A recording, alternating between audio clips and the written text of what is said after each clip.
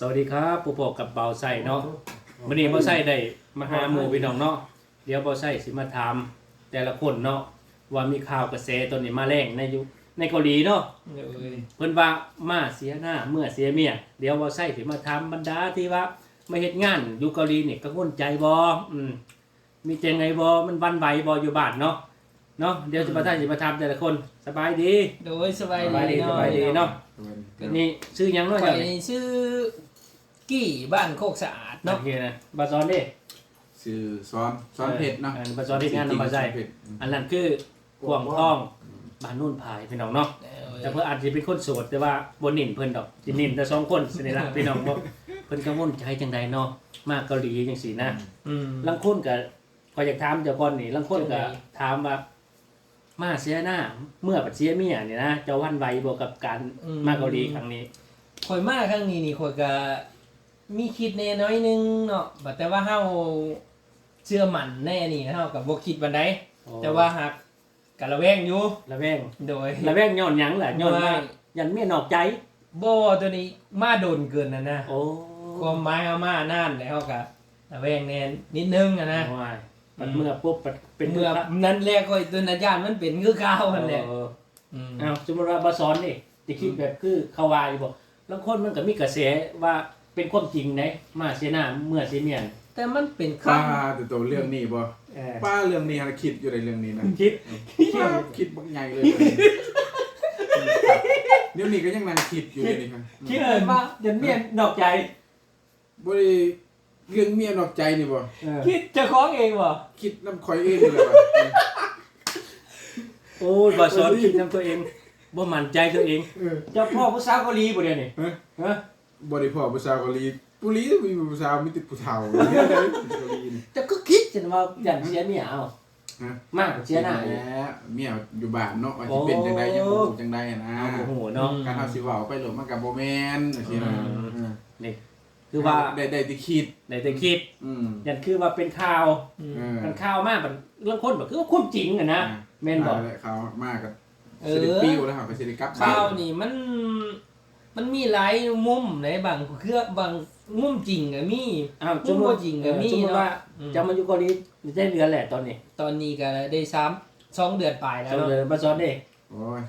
ก็2เดือนปลายมาพร้อมกันมาพร้อมกันเนาะนั่นแหละพี่น้องเนาะกลัวจะได้เมื่อก็หลายเดือนเนาะห่วยยังอีกหลายเดือนได้ยังอีก5เดือนผู้ใดต้องคอยนี่ครับยังก็คอยนี่ว่านี่5เดือนเนาะตัดเนาะเอาเลยยังอีก5เดือนเนาะจ้างข่อยนี่ห่วยมันก็มุมมองที่คิดมันก็คิดหลายแหละนี่ขั้นข่อยบ่มีลูกนี่ข่อยคิดแฮงคิดหนักเลยนี่อันนี้ข่อยมีลูกข่อยคุมอยู่หั่นนะข่อยก็เลยบ่คิดบัดใดหั่นนะนี่คือว่าคนนี่เชื่อมันเมียพี่น้องถือว่าโอเคนะที่บ่โซนี่คิดนี่นะเกิดเห็นว่าที่เจ้าคิดเฮ็ดหยังเมียก็โทรหาอยู่ผู้มื้อนี่ว่าคิดฮอดเมียนั่นคิดฮอดเมียคิดฮอดอยู่นี่คิดน้ำเมียจนบ่มีเงินใช้ก็สิเมื่อตัวนี้จะบ่เสียหน้าปัจเจียหน้าก็ยังว่าเลยตาดินจะตัดนอกแล้วบ้านนี้เมื่อปัจเจียเมียบ้านนี้เมียเสียบ้านเสียปัญหาตัวนี้เลยปัญหาใหญ่ทุกคนนี่คือว่าที่5ปฏิเนาะเว้ากันคิดลางคนมันก็แต่นั่นแหละเฮาลางคนมันก็คือเว้าแหละเป็นข่าวส่วนหลายก็สิมีหลายเนาะบางเทื่อก็มีหลายคู่อยู่ได้ที่แบบว่ามาเลยครับไปนำเขาเลยนะบางคนอยู่บ้านก็นี่คือว่าข่าวล่าสุดนี่เมื่อวานซื่นนี่ก็มีแม่นนี่มันมีมาเรื่อยๆเพราะว่าบางคนมามันก็คนอยู่บ้านก็ขาดเนาะว้าวเรื่องนี้มันก็เรื่องนี้บ่โทษไผมันจะมาดนเนาะเพราะว่าเฮาบ่ได้อยู่นำเมียตลอดแม่นแต่ว่าคือได้ยินข่าวว่าแต่ว่าบริษัทเฮานี่ก็ดีเติบนะมันมีเขาเห็นแบบระยะสั้นๆมาหานะอีกอย่างก็มาบ่โดนเด้มี5เดือน8เดือนเนาะแม่นเดือนอี8ตัวนี้มันยังมาบ่ดนปานใดเนาะพี่น้องคันย้อนสิไปเป็นโดอีเก่าเนาะ3ปี5ปีไปจังซั่นเนาะโอ้ยตัวนั้นคือบ่ซ้อนนี่คือนี่บ่ได้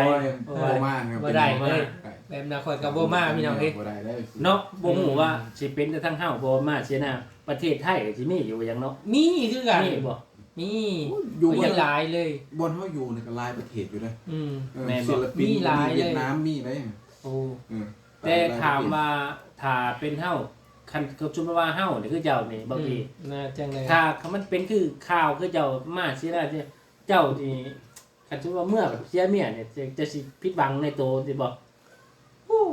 สมมุติ ข่อย ว่า สิไปมุดดินแก้นเลยข่อย เฮาตั้งใจมาหาเงินเพื่อ แม่น สิสร้างครอบครัว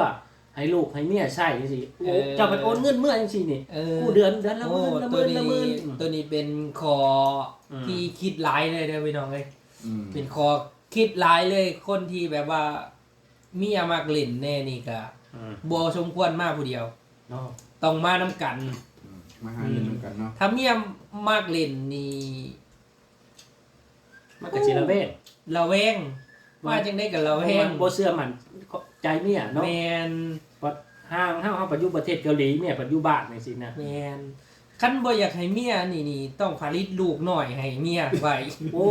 ยจะสิไปตันได้สมมุติว่า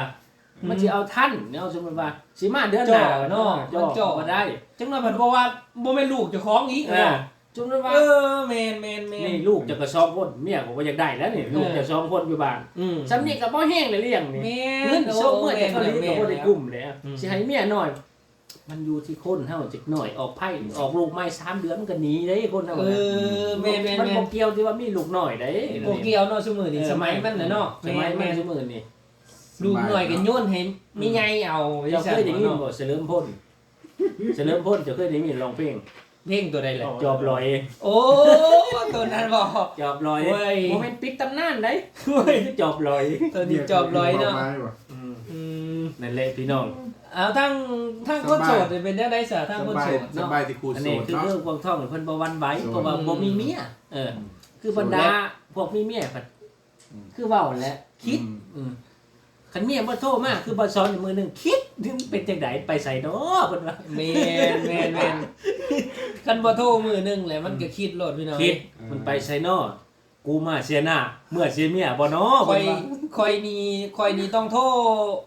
ทรมือหนึงต้องโทร3เทื่อพี่น้อง 3เดือน แม่น อยาก คอยตื่นมาตี4กว่าก็ต้องโทร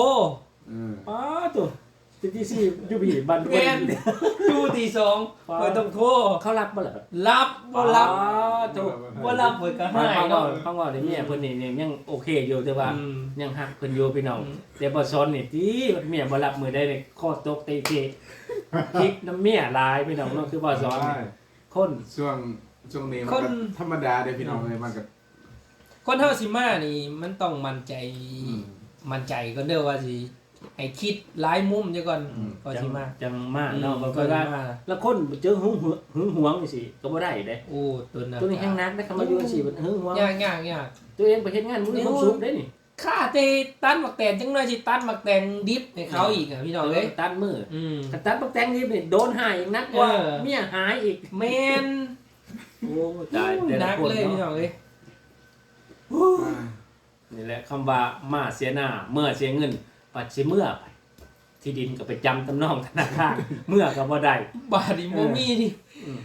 มัน พอ ดูเนาะ พอจบที่หน้าบัดนี้เมื่อบ้านเมียหายอีกโอ้มีแต่แนวมันชีวิต ดู คนเฮาก ำหนดก่อนจะคอยเมื่อ โอดเอาเนาะ ตัวนี้คอยมารอบที่2แล้วคอยเชื่อใจเมียไว้แล้วครับ ปันน่ะเขาก็คือสิบ่ว่าความเป็นจริงน่ะมันมี มีพี่น้องมี หลาย ความเป็นจริงนะเสียหลาย ในกลุ่มเบาไส้นี่ไม่ได้นี่บ่มียังบ่มี บ่ เอ มี อถือว่า แค่เว้าให้ ที่ห้าปาร์ตี้ เฮฮาซื่อๆตัวนี้ เขา เนาะ มาความสุขสนานของแรงงานอยู่ในเกาหลีตอนนี้เนาะเอาพี่น้องเนาะเบาไส้ก็คือว่าหมู่เบาไส้เบากี่เบาซ้อนเบากว้างกะสิได้จบคลิปเพียงจำนี้แล้วพี่น้องเนาะ เลย มีอัปเดตคลิปหน้าเบาไส้กับสีมาอัปเดตใหม่เนาะกลับเข้ามาสำบายดี สบายดีตัวใดแหละ